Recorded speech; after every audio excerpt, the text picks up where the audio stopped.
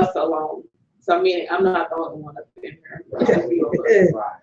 But it wasn't speaking like in another scripture where Jesus asked, asked the demon, "What's your name?" And he says, "Legion," meaning there was many in that one particular man. There was multiple demons up in this congregation. Let me run over to Mark 1:3. Because that's what we're talking about. Listening to the word how Mark says it.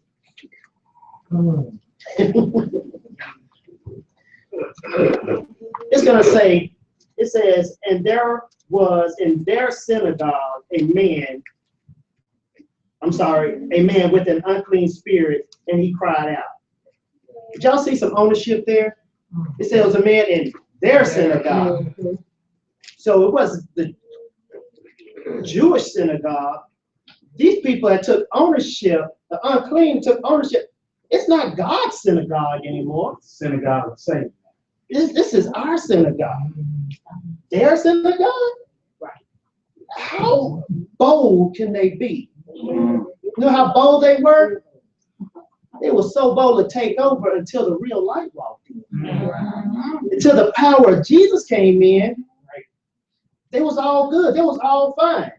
They're like, we got ownership up in here. So as long as they have ownership, somebody that's coming to look for real God don't even get it. He get the false thing. He get the off-brand God. He get that prosperity God.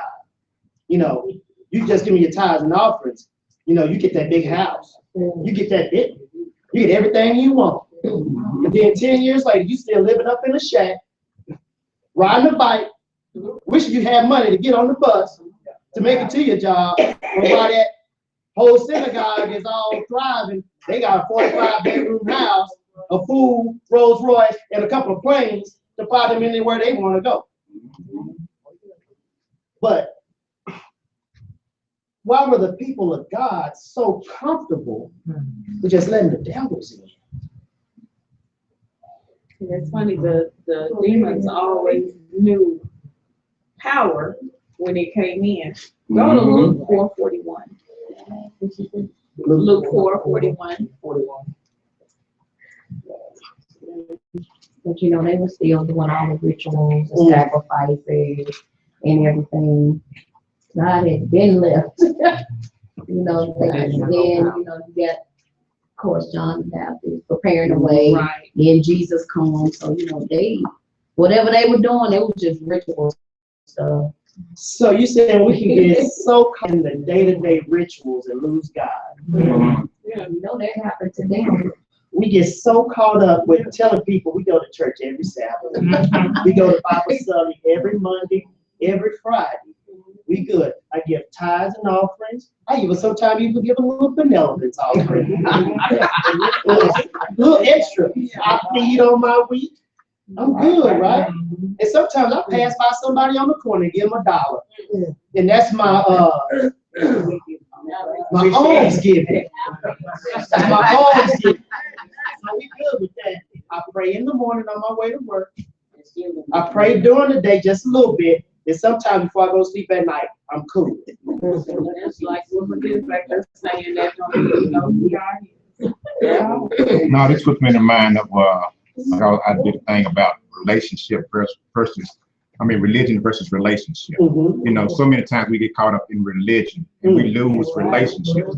And that's what this story seems to me is about. It's about they had a religion, but they had no relationship.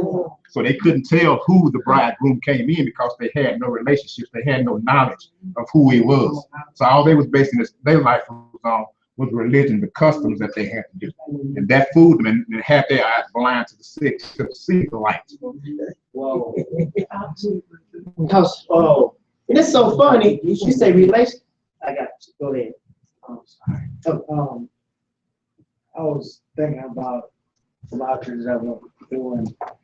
I don't know if they're nobody, but we will invite the enemy in the pulpit or the musician table. We're allowing that enemy to lead us, and we're not acting like we're aware of that. You listen to that music, you're being fed. Mhm.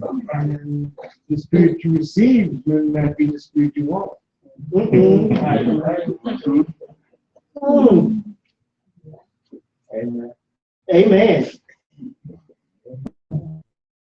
On that one, the relationship, it is so funny. Talking had a relationship, but it's crazy to me. That was more Jesus than people. That's serious stuff. That's serious, right? We should let us know. We already know that the devil knows more scripture even know. So, I mean, we need Jesus much God all the time because he has thousands of years on us already. You know, and the Lord, he puts the word here. He gives us music, any type of music. You may say there's all types of Christian music. I'm telling you, back in the day, it was rap for me. Now there's Christian rap. So that plugged my hole. It's just like she was saying. Many different artists now. You should just be one or two. Yeah. If you was a CC, no, Shirley Caesar type, screaming type person, that's what you wanted, it's there for you. You know, I was an Usher type person. Now they're smoking. I can get it through that. You know, there's so many ways to fill the holes because if you stay up open, he says, yeah, you cleaned it all out. It was all nice and pretty. But if you don't fill it with nothing, those devils come right back in and they bring 7 more that's even worse than the ones that left. So if you got rid of a sex addiction, a drug addiction, or something like that, you got to put something back in there to plug up that hole. Because if not, it's just like a dam with one little hole spewing out. Before you know it, the erosion from water opens up that little bitty hole into a wide one. So you got to plug it up with something. So whatever we're missing when we came over from being the great sinner that we was, we got to plug it up with some more God. Whatever that was, God has. Say that again. The things you think you can be a sinner. Oh yeah. And even the way you live, how you think with your mind. Because the way you live is going to change your mind. If you keep living the same old way, that mind is going to stay the same. So you have to change it. That's what I'm saying. Whatever he cleaned from that mind, you have to put something back up in there. and it's every day, every day renewal, every day. Every day. Because it's not just you do. That's right. That's right. You gotta be yourself every day. Just like from Monday night, cleaning your net. Every day. We have to clean our net daily. Because y'all missed it good when you got one your Monday. If you don't clean that net daily, you keep old stuff in it from the past days. And then it hinders the work you try to do the next day. Same thing here. Whatever that he takes from you, have to fill it in with some guide, some type of guide, music, word, artistry, whatever it is, he has something that can fill that hole, fill that plug. Luke 4:41. I'm reading Amplified. Demons also were coming out of many people, shouting, "You are the Son of God." But he rebuked them and would not allow them to speak because they knew that he was the Christ, the Messiah, the Anointed. So this bears witness again. This is a different incident. You know, Jesus is healing all over, and every time the demons knew. They knew his purpose, they knew his power, they knew who he was. Right.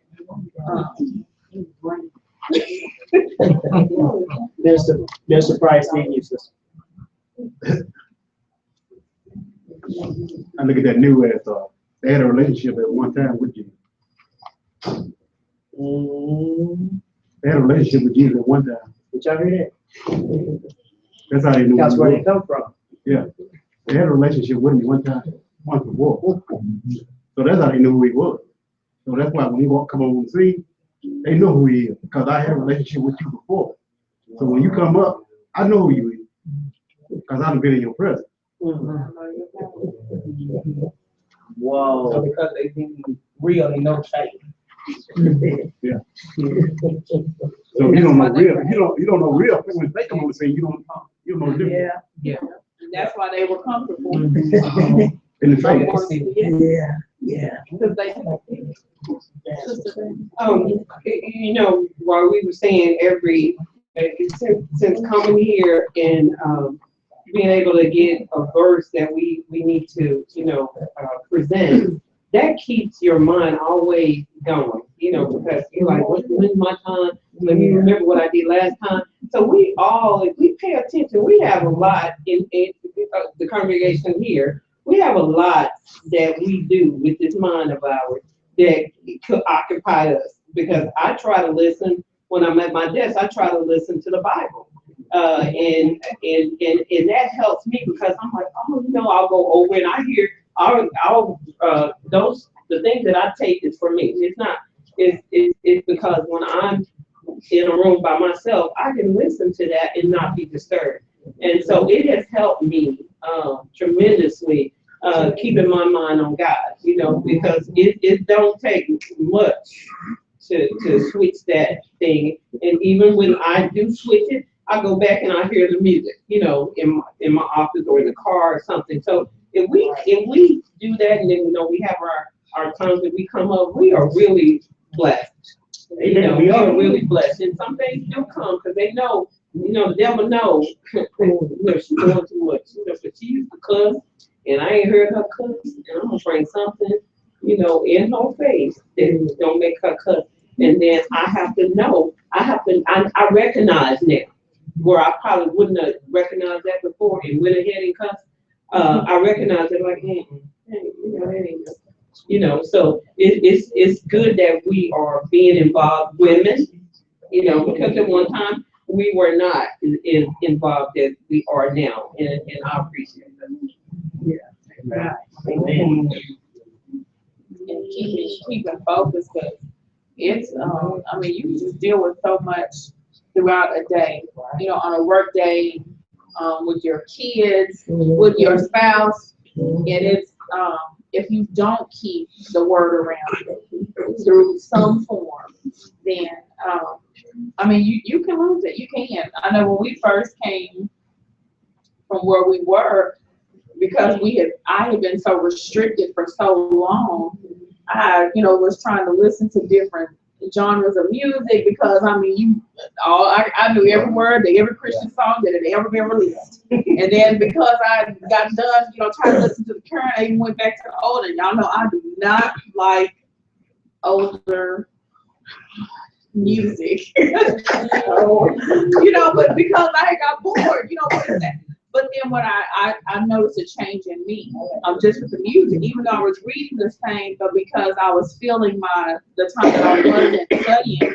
with music that was not producing Christ or that was not encouraging Christ, then your mind starts to wonder, you start reminiscing on, I used to dance to this song, I remember this used to be my jam, and this and that. And then even though there are older songs, before you don't float it off somewhere you have no business being. And so it is constant.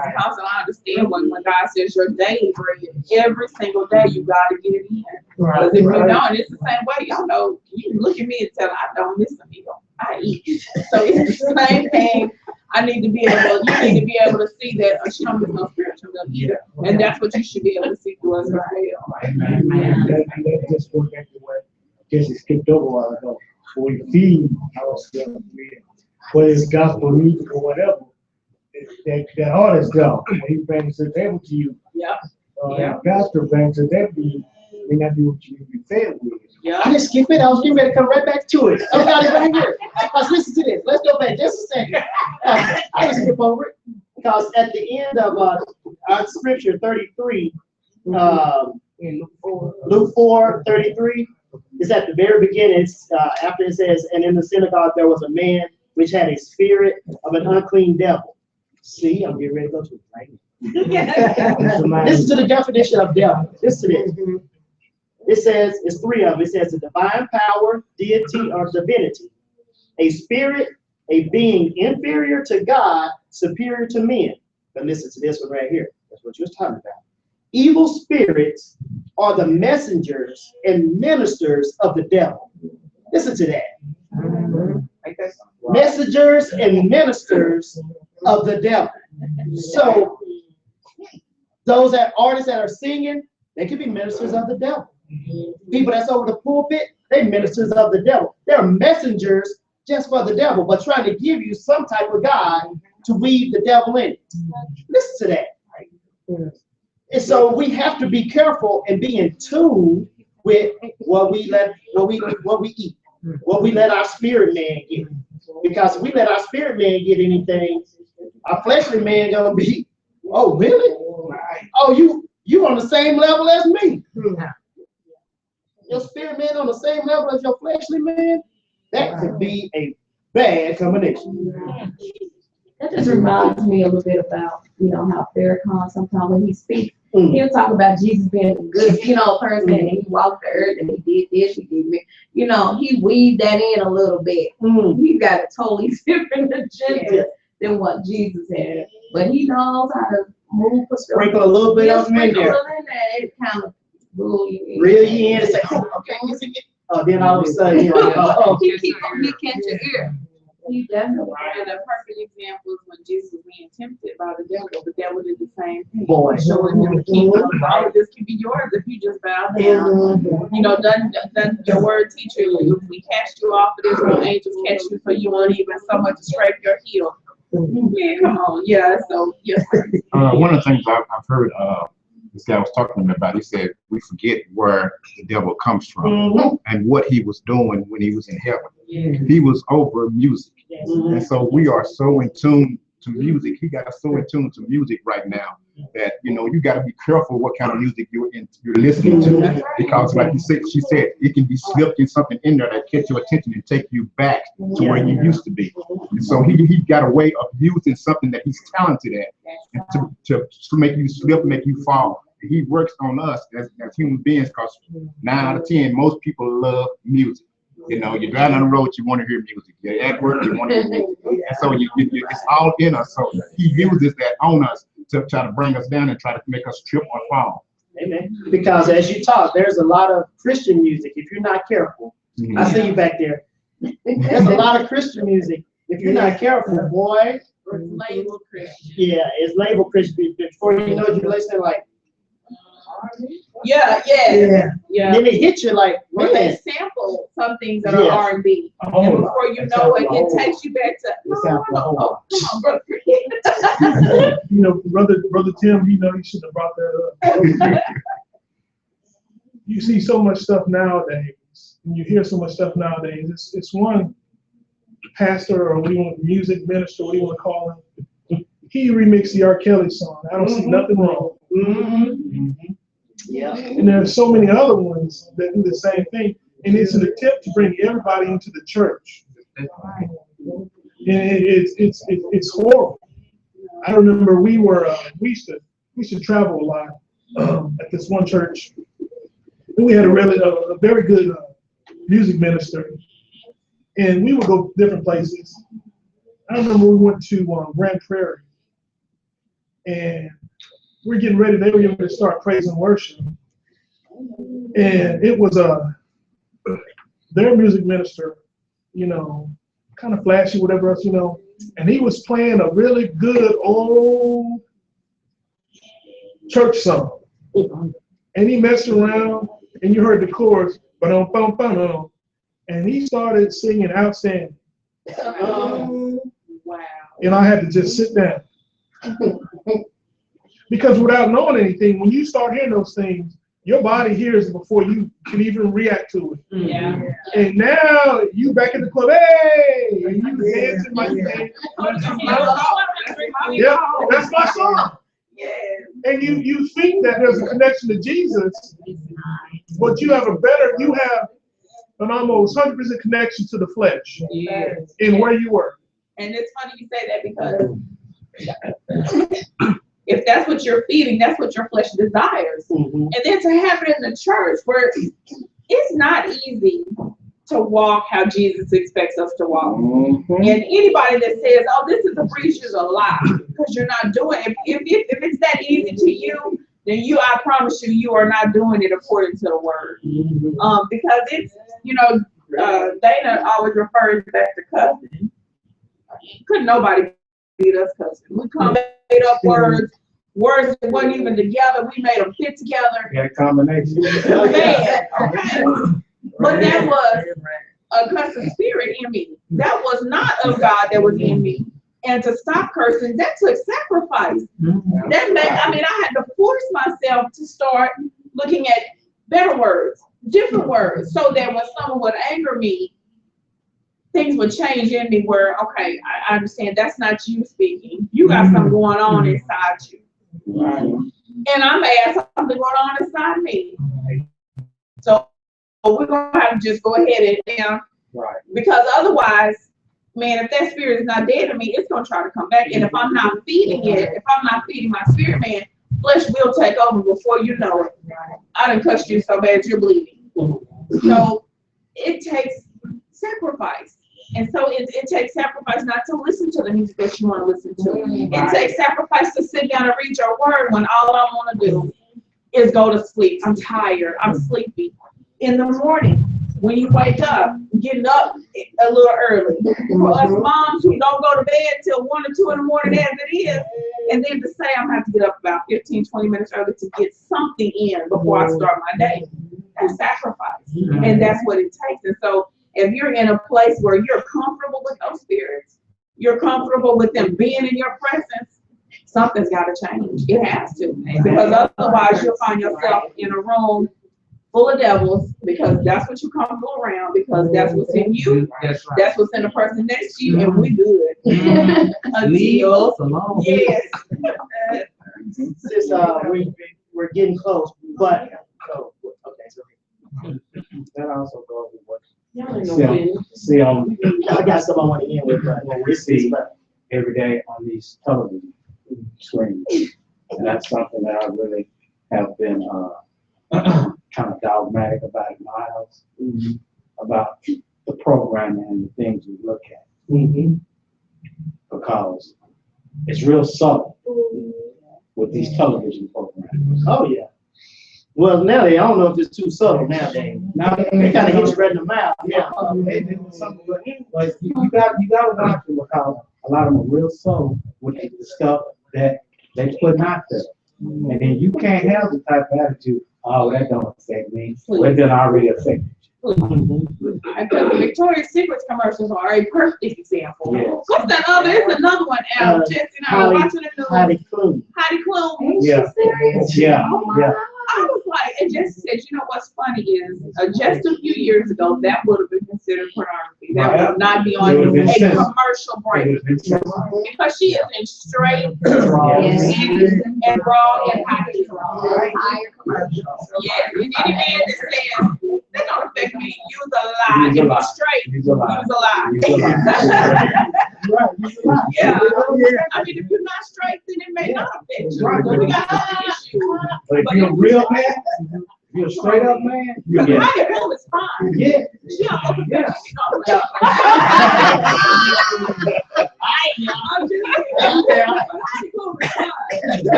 It affects you. You can look your man to see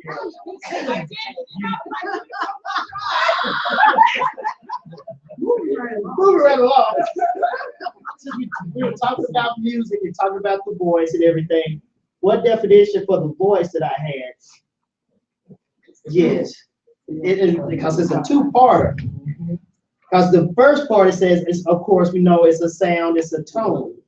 It says it's an intimate thing as musical instruments, then a voice, the sound of other words or speech, a language or tongue. But then the origin of it, it says it's to bring forth into light, cause to shine, to shed light upon, to shine bright, and to make things evident.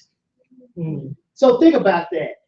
The voices that we hear, those things are going to shine light on what it's trying to bring across. The things it's trying to promote, the things it's trying to put in your mind, the things it's trying to put in your ear and your heart.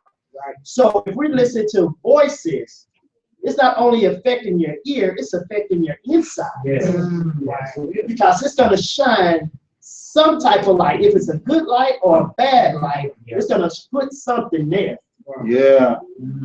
with the tone, with whatever it is. So that makes it even more important to guard the things we hear and look at. You know, they're all gateways. Because it makes things, and later on it says to make things to appear or to be seen. Because whatever it says, to meet the eyes, strike the sight, become clear, and to manifest. To become clear and to manifest. So if you hear it long enough, you'll do it. And if you see it, Long enough, you'll do it. You will. But that's funny because you could have a pastor up here teaching with no sound. All it looks like is a bunch of movement. So without the sound, it means absolutely nothing until you add voice behind what you see. And that's when it becomes real. That's when you're able to actually hear and understand what is going on. So amen. we're gonna stop there because if we move any I just further. need one question. Yes, sir. Can you highlight and give me a definition of unclean on there? Yeah. Says not cleansed, unclean, a ceremonial sense, and which must be abstained from according to the Levitical law. In a moral sense, unclean in thought and life. So now can you answer the question that you asked from the first? Is there a such thing as an unclean spirit? Unclean. No, there's not. When we read the title that Pastor gave us, I said, because there's such thing as a clean devil. And it will be a devil. There's not. Amen.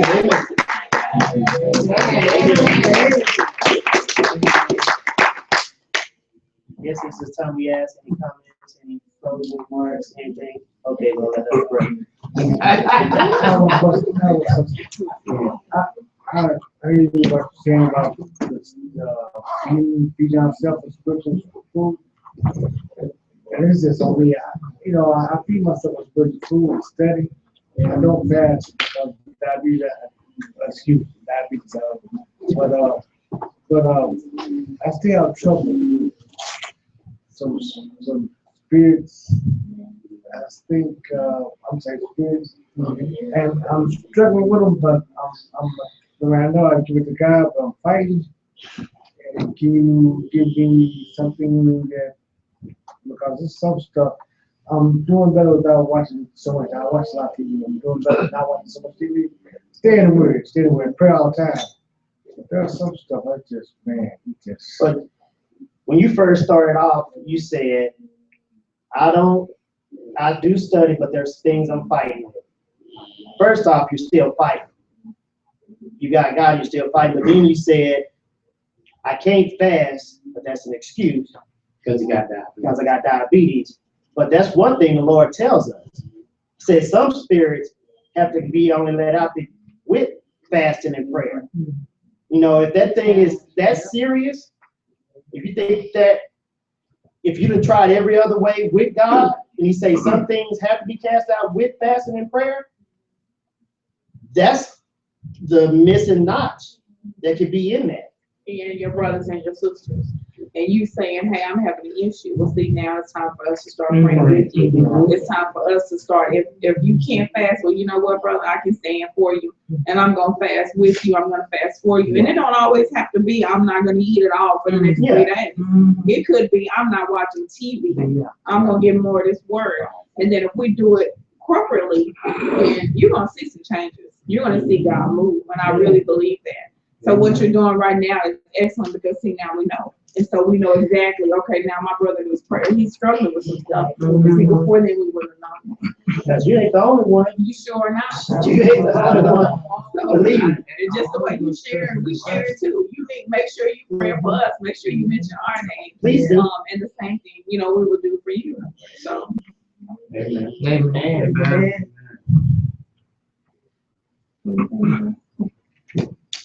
And if you wanted just like some specific stuff to study, I'm sure Jesse, we can do some stuff together.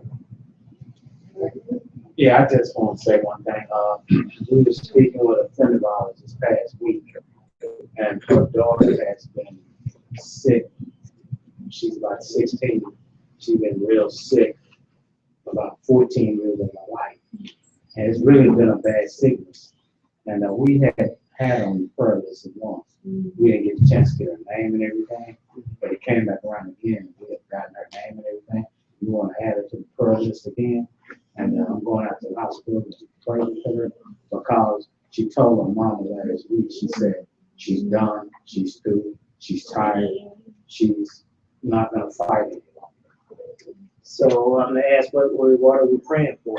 I forgot what her sickness is, but I just want to pray for her too. I want one prayer to be that we pray for her not to give up, okay, on herself and her illness. So what is she receiving? Question. So we need to get more information. Yeah. We'll get more information. Yeah, I'm gonna get more. Her name is Kennedy. I forgot her last name. And I just want to lift that up and pray that she don't give up. I just want to die.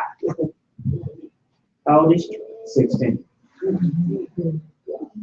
She's been sick her whole life. Yeah. That I know of. In the hospital. She's been more in the hospital than she's been home. Over these past 16 years. So I'll be speaking with her again, and I'll give you all that full name and know exactly what her ailment is. Amen.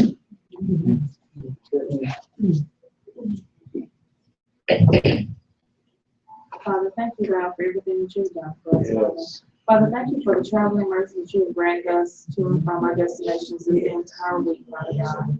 Thank you, God, for watching over our family, our children when we were not present, Father. Thank you for watching over them when they're in our face, Father God. There are times that, Father, not even we can protect them, Father God, but we thank you, Jesus, that you are present, Father. So we thank you that you can protect them, you can protect us, Father God. Lord, I thank you that Brother Ken was so bold to say, hey, I have an issue. I need some prayer, Lord. And Father, I thank you that he will now be able to pray for us as well, Father God, because Lord, he is not the only one in the room, Father, that struggles, Lord. Father, I thank you that next time we meet, Father, we will have a testimony on how you were able to bring us over our issue, Father God. Father, I thank you that your word is ever so alive in our lives, Father. I thank you that when we read it, we understand it, Father God. We understand that that is a blessing, Father God, and we do not take that for granted, Father God. There are some people that read this word, Father God, and that's all it is words on a page, Father God. But I thank you that it has come to life for us, Father God. For that we're able to read it, Father God. We're able to receive it, Father, and we're able to put action behind it, Father God. Lord, we thank you that we are able to recognize fears, Father God, and we thank you that you give us the strength, Father. You put the power for us to be able to cast them out, to fight them, Lord. Father, I thank you that even right now, if we are not in that place in our lives, Father, I thank you that we will be, because your word teaches us, Father God, that with your spirit, we will be able to cast out demons, Father God. We will be able to lay hands on the sick and they'll be healed, Father. And Lord, we thank you for the list of things that you have given us power over, Father God. Lord, we thank you for your power, Father. We thank you, Lord, that you will bless us to meet here again tomorrow, Father God, to praise you, Father God, to worship you, Father God, and to receive another excellent word, Father. We thank you for the restful nights this evening, and thank you again for the traveling mercies. In Jesus' name we pray, amen. Amen. Can I give a quick prayer report? Don't mind. When I went home last week, I'm gonna be on Pastor concern, speak stuff, but I really didn't see me seeing my mom. I was trying to speak that no more. When I went home, my mom had a complete turnaround. I got there. Before I got there, she wasn't breathing right, and she had my sister, my mom told me she got down to 100 pounds. But actually, my sister told me she's under 100 pounds. So when I got there, you could see my mom complete skeleton in her body. I got there and I was surprised that she came to the bus station because she wasn't moving around that good. But she came to the bus station And we got home, she had started drinking Ensure. She was tired to eat, but she wouldn't eat it. I mean, my mom eating 3 meals a day now, and she gave me some. Not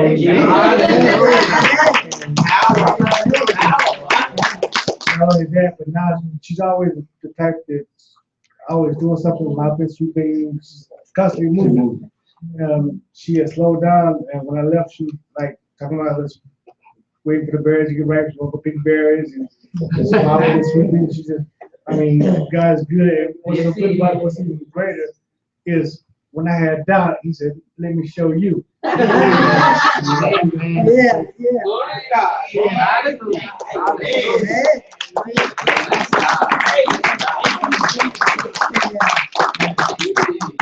Thank you,